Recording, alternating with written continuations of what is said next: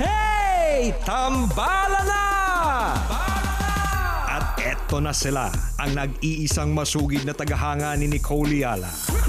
Chris Chuper! Kasama ang nag-iisang diehard fan ni Chris Chuper. Nicole Yala! Dear Nicole and Chris. Dear Nicole and Chris. Dear Nicole and Chris. Dear Nicole and Chris. Magandang morning!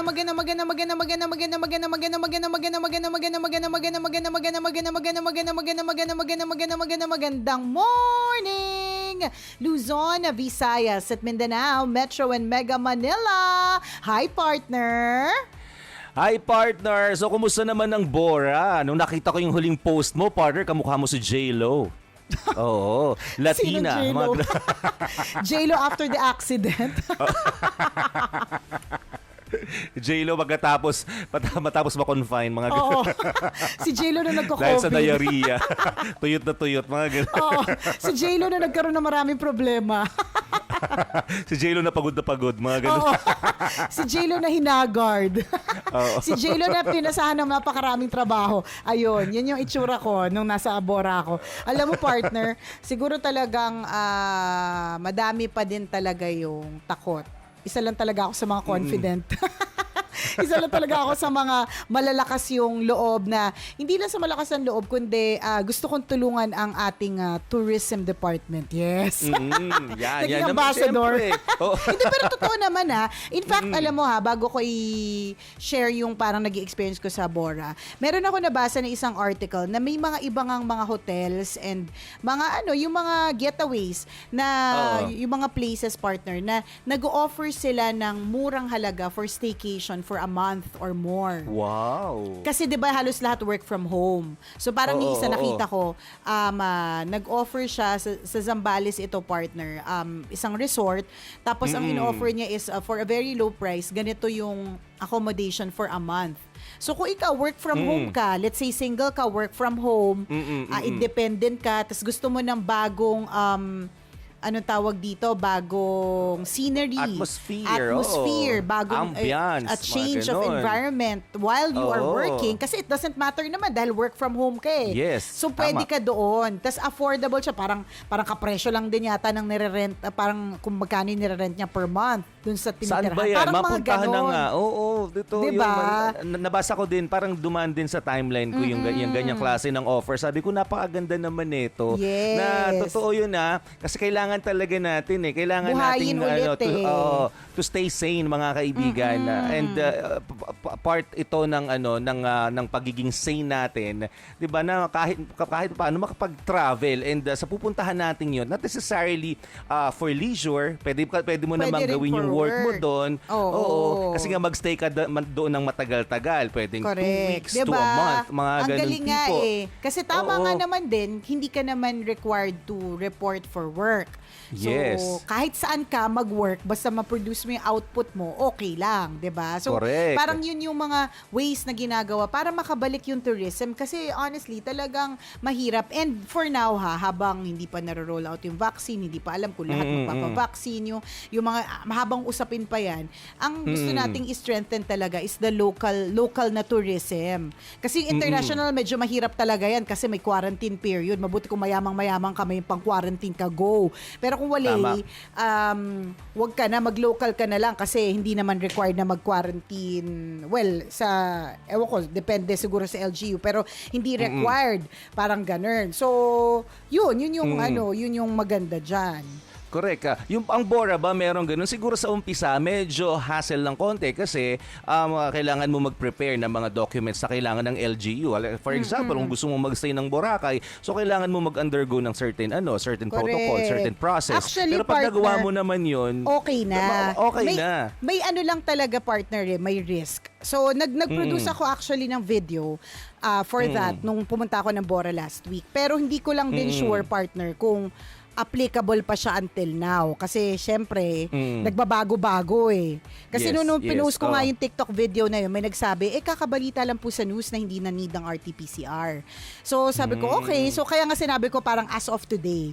Pero yung nangyari kasi sa amin, partner, at dun sa mga interested na malaman, tas hindi napanood yung video, ang una mo kasing gagawin dyan, syempre, hanap ka ng flight. And alam nyo po ba na ang flights ay mura? Mura po ang flights eh. Yes. Actually, May nakita ko nga 888 pesos lang, partner eh. oo, pero walang pakpak yung aeroplano. Tapos yung So ginamit, paano aalis ng airport yun, hindi po namin alam. hindi po namin sure. Pero meron din naman, partner, 990. May pakpak yung aeroplano, pero yung gamit pero na crudo, walang- partner, cooking oil, palm, vegetable. Vegetable palm oil. Ganun. Akala ko oo. yun ang bayad sa aeroplano pero walang piloto. Kanya-kanyang dasal. Kanya-kanyang kabig sa manibela. Manibela, yun. So, Pero may mura talaga, no? Hindi, para Mura sa ang akin, ticket, mura siya. yes. Para sa Oo. akin, mura siya. In fact, kung nag-decide pa ako ng earlier, feeling ko mas magiging ma-avail ko yung mura. Kasi nung nag-iisip ako na magpunta ng Boran, ang nakuha kong flight na round trip na maganda maganda ang schedule, is 3,700 per head, two-way. So para sa akin mura yun eh kasi normally 6, 7 kahit local, Yes, 'di ba? yes. Minsan Oo. 8. Ganyan kaya Correct. nga minsan mas gugustuhin ko pang pumunta sa Hong Kong o kaya sa ibang lugar kasi mas mahal ang local. So kung nakita ko na 3,700, para sa akin mura yun. Eh hindi pa ako nag-decide agad, medyo tumaas ng konti pero mga 4,100 lang. So technically, hindi rin siya masyado mahal, 2,000 per way, 'di ba? So not bad, 'di ba? Not bad. Totoo yun. Kaya lang, yun nga, mura yung airline. Actually, madami ding murang hotels. Yun yung sabi sa akin ng Discounted ba ang mga hotels Oo, ngayon? partner. Yung napuntahan mo, magkano na ngayon? Sa Feliz Hotel, Ang mura partner. naman, 130 pesos lang. Grabe ka naman, partner. Pwede naman, pero doon ka lang sa labas. Lahat ng gamit mo nakakalat. Oo.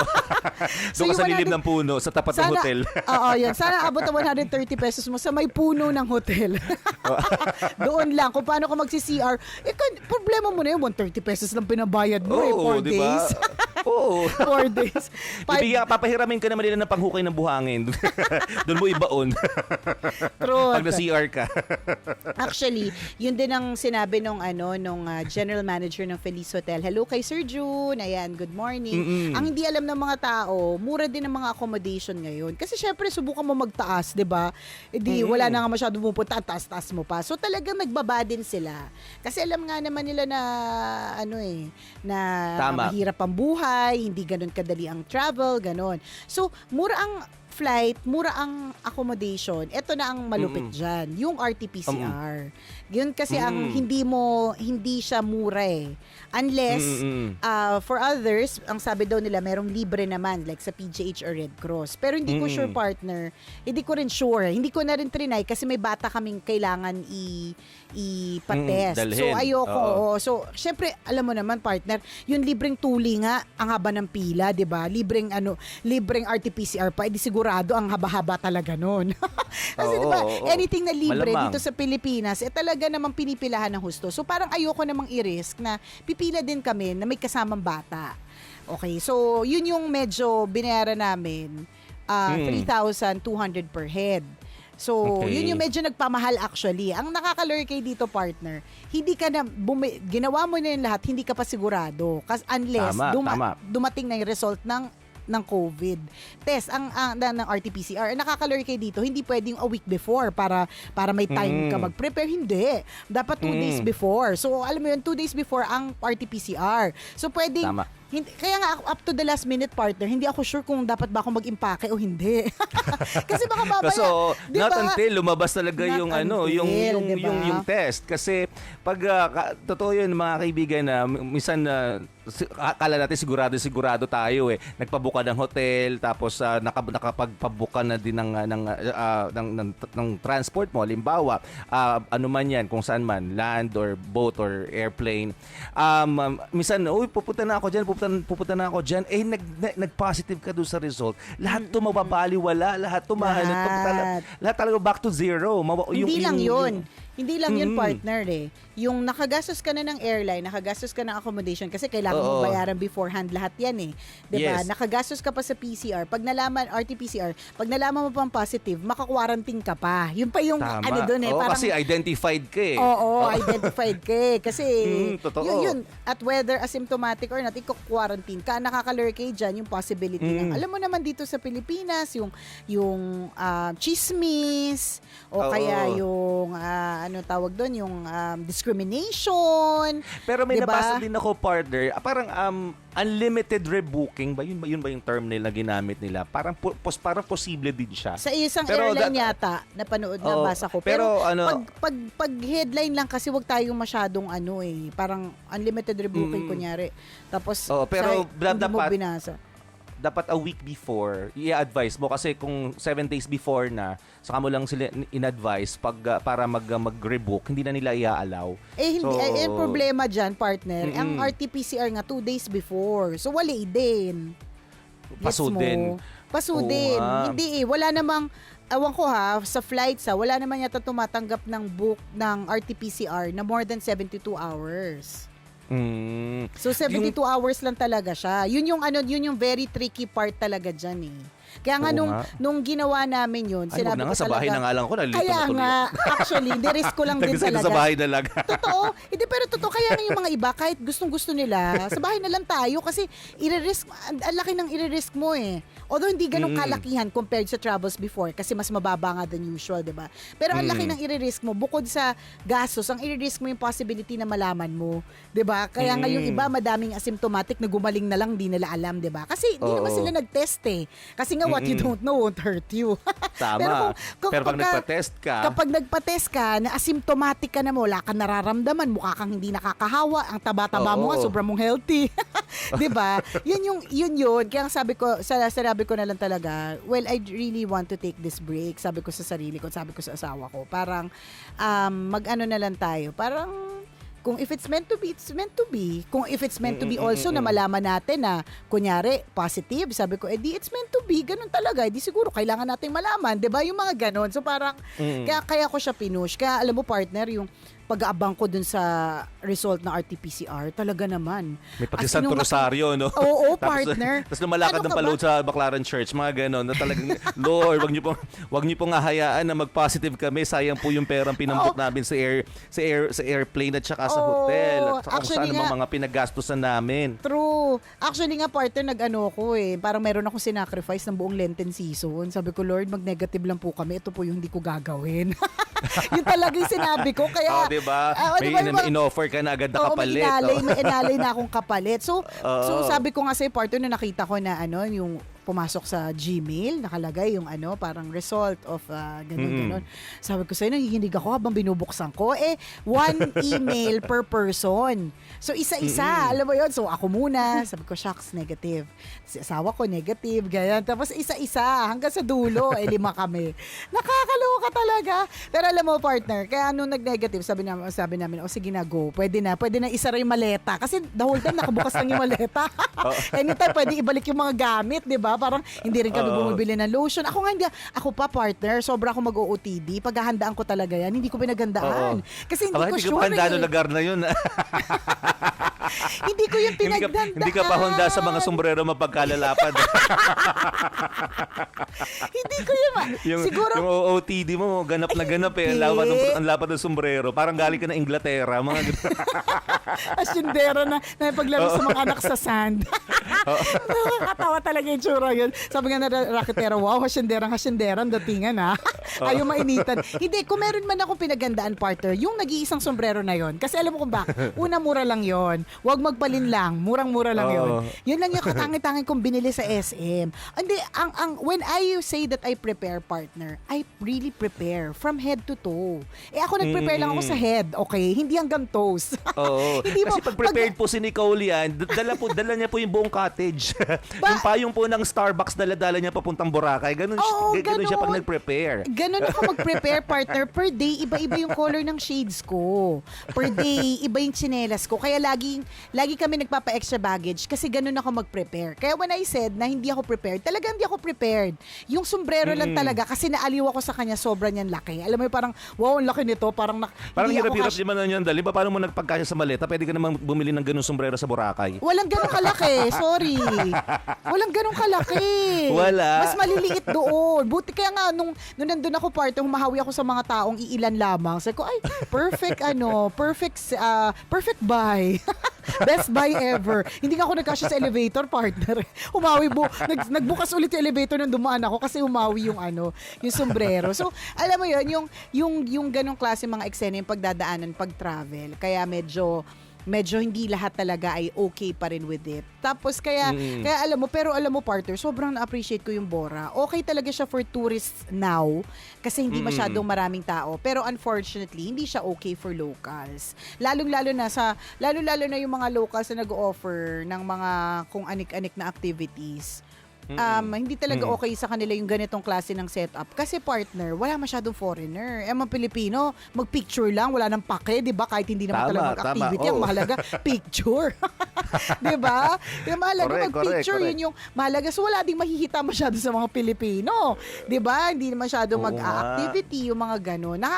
Nakakalungkot. Pero ako on my part, nalungkot ako sa hindi ganong kadami at ang daming nagsara. Yun for now. Starbucks na sarado doon eh. Alam mo, nasa beach. Napauno ka, alam mo na suki talaga ng Starbucks Boracay. Hindi pa nga Makauno, di pa nga nakakarating doon. Kala mo stockholder. Makaunaw talaga, kala mo naman. Sa'yo. Kala mo may share. Sa'yo, ikaw may-ari. Di ba? Pero ibig sabihin, parang nakakalungkot kasi ang dami nagsara na yung normally na di-mall partner na sobrang daming tao. Madami akong pictures partner na wala akong kasama. Isipin mo, halos lahat ng photos ko, wala akong photo bomber.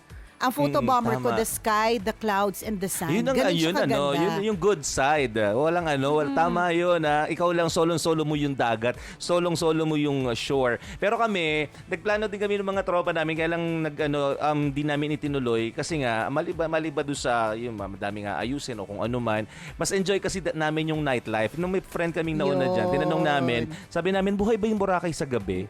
Sabi, wala. Pagdating ng alas 7, tulog na daw yung mga tao. Sabi, kasi pangkaraniwang isla na siya. Para kung ano siya dati. Oo, isla na siya. Na pag so, ayaw nun madilim na. Oo, diba? ayaw Pero ang Boracay, di ba, naging naging talagang 24 hours ang tao. Wala nang kahit partner. alas 2 na madaling araw, ang daming tao ang daming ganap. na nagpalakad-lakad. Correct. Wala nang partner yung nagpa-fire dance, wala din yung sa beach na mga nakasulat, welcome to Boracay, na mga ganun na sandcastles. Wala din. Wala din kasi syempre sino magpapapicture doon? Mga Pilipino na naman walang pera. Oo, tas diba? Tapos ang tawad ng tawad. Oo. Yung Diba? magpapananabot. Pwede ba kalahati na lang, sir? Oo, correct. Diba yung bang mga ganon? Oo. Pero ako naman, partner, kaya ako siya pinush dahil naman doon. Kung ikaw, partner, kayo ng friends mo, nagbalak pero hindi nyo pinush kasi nalaman ninyo na yung nightlife hindi buhay. Ako naman, kaya ako siya wala. pinush kasi nalaman ko na hindi na buhay ang nightlife.